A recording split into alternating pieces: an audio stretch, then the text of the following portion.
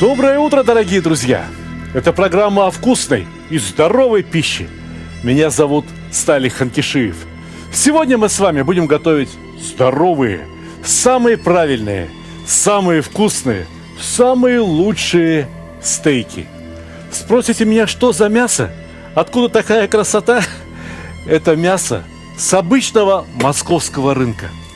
Но купил я его больше месяца тому назад. Те, кто смотрели нашу прошлую программу, видели, каким это мясо было до разделки. Выглядело оно, признаться честно, страшновато. Но зато теперь, после разделки, после обрезки всего потемневшего, посмотрите, да это же шедевр, а не мясо. И я очень рад, что наконец-то в России появилась очень хорошая говядина, с которой надо учиться обращаться. Вот этому мы и посвятим нашу сегодняшнюю программу. Очень часто в комментариях люди делятся со мной своим жизненным опытом. Они говорят, говядину как ни готовь, она все равно остается жесткой. Вы слышали слово «маринование»? Знаете, что оно означает? Дело в том, что холодильники придумали относительно недавно, а мясо человечество ест всю свою историю. Так вот, до появления холодильников мясо для сохранности помещали в морскую соленую воду. И благодаря этому мясо не портилось. Да и в русском языке есть слово «солонина». То есть засоленное мясо, которое можно хранить довольно долго, оно не испортится, и потом из него как-то можно приготовить. Но люди уже очень давно обратили внимание на еще один факт, что замаринованное мясо, которое хранилось довольно долго, неожиданно получается очень мягким, очень нежным. И в тех странах, где качественное мясо в виде стейков готовят уже давно, давным-давно научились его выдерживать. Да, без соли, без маринада, в целой туше, либо разделанное большими кусками, мясо подвешивают в холодильниках, либо в специально устроенных погребах и оставляют так на продолжительное время. Вы не поверите, на 20 дней, на 30, на 40 дней. У меня есть такой специальный холодильник, и это мясо вылежало в нем 40 дней. И сейчас оно представляет собой идеальный продукт для идеальных стейков. Я посолил мясо, несмотря на то, что, как и вы, многократно слышал сказки про то, что соль якобы вытягивает все соки из мяса. Поверьте мне, это не так. Я смазал мясо маслом, для того, чтобы оно не прилипало к чугунной решетке. Я согрел мясо, довел его до комнатной температуры, прежде чем отправлять его на гриль. А вот гриль у меня сегодня особенный. Это очаг под казан, который мы построили сами. Обратите внимание на его форму. Этот очаг повторяет форму казана, и в него можно вставить решетку. И решетка окажется как раз на правильном расстоянии от углей, которые здесь тлеют уже довольно давно. Так было необходимо для того, чтобы прогреть стенки этого очага, который сейчас будет работать как гриль. Вот минуточку, я только немного угля добавлю.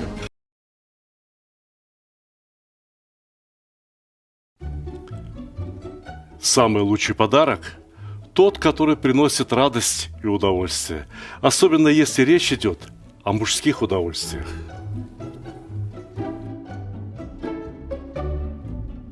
Самый лучший подарок – тот, который приносит пользу. Например, кому не хотелось бы наконец-то разобраться в приготовлении мяса? Самый лучший подарок – это то, что принесет хорошее настроение в погожий, солнечный день.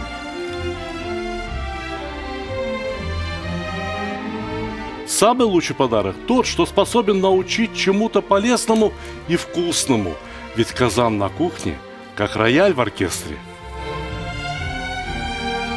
Самый лучший подарок – это расширение кругозора. А вы думали, что плов – это блюдо с единственно верным рецептом? А не пора ли покорить все вершины великого блюда? Самый лучший подарок – тот, что может сделать человека счастливым. Ничто не укрепляет семью так, как вкусное и доброе застолье. Отличный подарок – это книга с новыми рецептами из хорошо знакомых продуктов, к тому же приглашающая в очень вкусное путешествие в мир Востока. Самый лучший подарок, когда все самые любимые и популярные рецепты собраны в одном месте, где текст превращается в видео, а картинки оживают. Полюбуйтесь, какой красавчик. Самый лучший, самый ценный подарок – это дружба между братскими народами.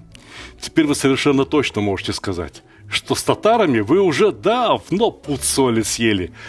Моя самая новая и самая любимая книга рассказывает о земле и раскрывает всю душу татар.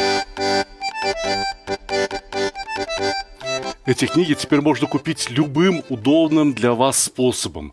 С автографом в моем личном интернет-магазине, либо с быстрой доставкой через Озон, либо с большими скидками и кэшбэком в мегамаркете. Ссылки в описании к ролику, а также в верхнем комментарии. Уголь в этой печи горит не случайно. Эта печь сегодня тоже понадобится для того, чтобы приготовить самый лучший в мире гарнир, чтобы гарнир соответствовал мясу, которое мы собрались готовить.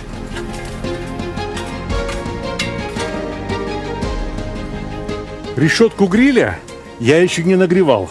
Она сейчас нагреется очень быстро. Но перегревать ее не стоит. Точно так же, как не стоит перегревать чугунный казан. Ведь эта решетка обработана. Она пропитана маслом. На ней образовалось как бы антипригарное покрытие. До 200 градусов она нагреется буквально за минуту-другую. Пожалуй, что можно начинать. Я вижу, что крупинки соли уже начали растворяться на поверхности мяса. Самое время, чтобы уложить стейки на гриль. Один из стейков у меня получился просто огромной толщины. Вы видите, сантиметров 6 или 7, ничего страшного. Я кладу его жиром вниз. Я хочу, чтобы жир растопился и почти что превратился во вкусные шкварки. Тем временем и мясо прогреется до необходимой температуры. Вот этот кусочек мяса я пожарю прямо сейчас, за 1-2 минуты, для того, чтобы мы могли попробовать, а как мясо получилось на вкус.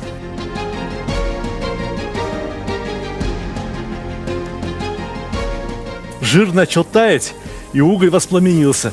Ничего страшного, мы просто переложим этот кусок на соседнюю часть решетки, там, где пока что не горит. Кроме того, у нашего гриля-очага есть регулируемое поддувало. Я перекрываю поддув, доступ кислорода, и теперь все будет гореть гораздо меньше. Вот теперь все как надо. Идет дымок, но мы этого дымка сейчас еще добавим. И дым у нас будет очень вкусный. Дым, который пойдет от розмарина, дым, который пойдет от тимьяна. Травы с очень приятным запахом. Пусть некоторые провалятся сквозь решетку и сгорят на углях. Пусть обдадут мясо приятным запахом. Впрочем, мясо уже издает очень приятный запах. Я хочу посмотреть, как у нас маленький кусочек, пробный, так сказать. Ого, да он уже практически готов. Его уже можно попробовать. Мне кажется, что и жир уже вполне хорошо поджарился. Ровно так, чтобы выглядел аппетитно. Теперь я укладываю мясо плоскостью на решетку. Мне необходимо создать уверенную, плотную корочку. Ну а мы с вами пока что пойдем и попробуем, каков на вкус вот этот маленький, тоненький кусочек мяса. Он уже готов. Он уже готов. Это мясо совсем тоненькое, полсантиметра, сантиметр, и оно уже полностью готово, а в тонких местах даже переготовлено. Видите, здесь оно серое, а там, где оно потолще, оно выглядит более-менее прилично. Да, правильно приготовленная говядина должна иметь именно такой цвет. И в этом, по сути дела, и состоит секрет очень мягкой, очень сочной говядины.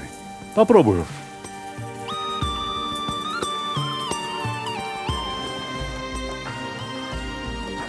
В приготовлении мяса есть одна проблема. Тепло внутри мяса проходит очень и очень медленно. Правильная температура готовности говядины – это 50-52 градуса Цельсия внутри. Но пока вы доведете настолько толстые куски до этой температуры, у вас снаружи мясо станет полностью серым, переготовленным, и где-то там внутри останется розовый кусочек правильно приготовленного мяса. Как же быть? Идемте, я все покажу. Сейчас уголь излучает очень много тепла.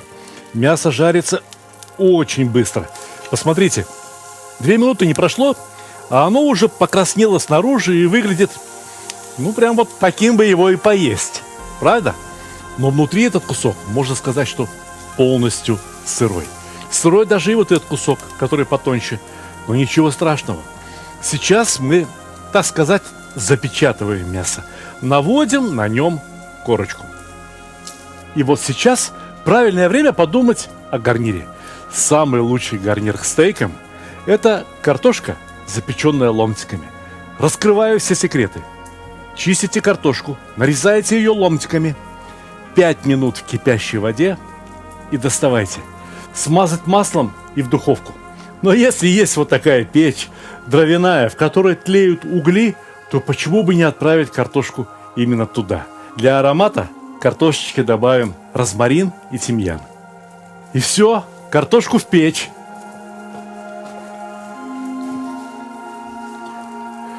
Пока мы занимались картошкой, тепло, которое накопилось в наружных слоях мяса, постепенно прошло внутрь.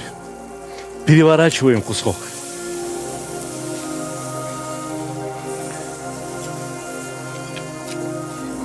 О, вы полюбуйтесь, красота какая! Но дело в том, что как ты это мясо не крути, внутри оно так и останется сырым. Мясу надо дать отдохнуть. Я беру большой керамический поддон и перекладываю куски мяса в него.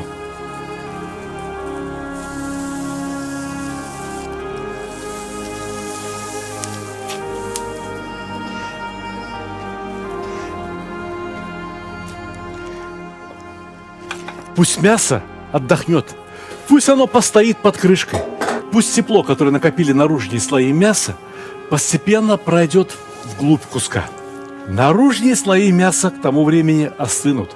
Они остынут градусов до 20, 30, и вот тогда мы продолжим приготовление, но уже совсем другим методом, для которого я сейчас должен прогреть не только вот этот гриль, но еще и его крышку. А вы знаете, зачем у нас на столе стоят вот эти прекрасные, очень симпатичные, очень красивые болгарские перцы? Это тоже будет гарнир. Гарнир, который очень часто подают к стейкам. Перцы изнутри надо просолить. Я не люблю несоленую еду.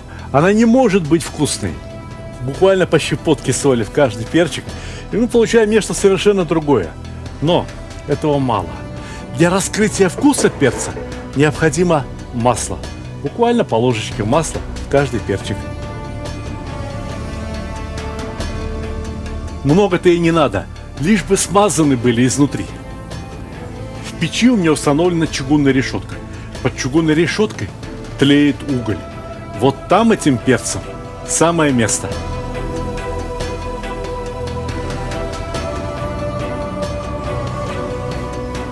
Ух, горячо. На самом деле, может быть, было бы удобнее приготовить эти перцы, не знаю, на гриле, либо в духовке. Но мужчины строят такие печи вовсе не для того, чтобы просто готовить еду. Нет, мы строим такие печи, такие грили для получения удовольствия. Мясо простояло минут 15. Да, снаружи оно уже прохладное, но еще чувствуется, что мясо как будто бы жидкое внутри. Вы чувствуете? Значит, оно еще не вполне готово. Но за это самое время уголь в гриле, в печи успокоился, а сам гриль прогрелся под крышкой еще лучше. Даже и крышка очень горячая. Практически сейчас гриль готов работать как печь. Как печь, в которой можно довести до идеальной готовности стейк. Выкладываем мясо обратно.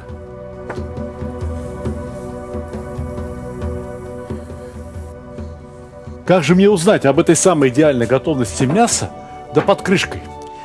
А вот как. У каждого кулинара, У каждого шефа в кармане должна лежать даже не авторучка, а именно термометр, мясной термометр. Я вставляю щуп в центр куска мяса, и мы будем ждать, когда мясо внутри нагреется до 48-50 градусов. Поддувало закрыто, накрываем крышкой. Так мясо прогреется намного равномернее. Ну, а как там наш гарнир?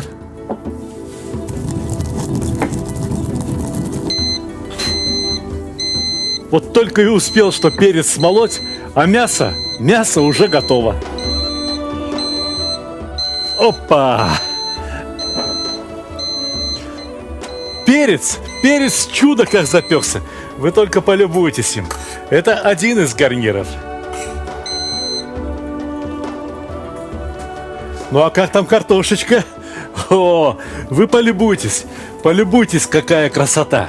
Ну вот теперь-то все готово к подаче стейков.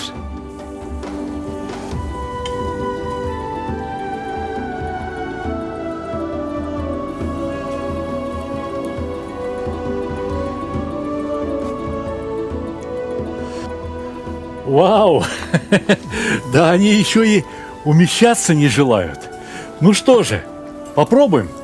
Справедливости ради надо сказать, что мясу хорошо бы постоять, чтобы соки внутри мяса слегка успокоились. И только потом нарезать стейк. Ну давайте посчитаем, что положенные 5 или 10 минут уже прошли. Тем более, что тонкий кусок приготовлен гораздо сильнее, чем толстый кусок. Вот толстый кусок будет прямо по всем правилам. Ну, давайте сначала посмотрим, как получился тонкий. Ну, нарежем. Вы чувствуете, насколько мягким получилось мясо? Вот это мясо у заядлых стейкоманов считается явно переготовленным. Но тем не менее, и его можно и посолить, и поперчить, и попробовать.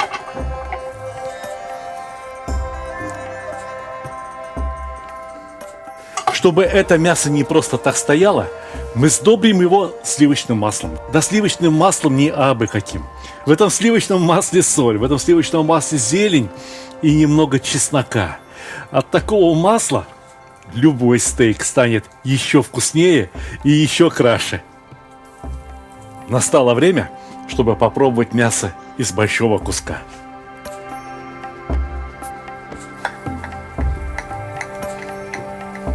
А вот это, дорогие друзья, очень классно приготовленный стейк.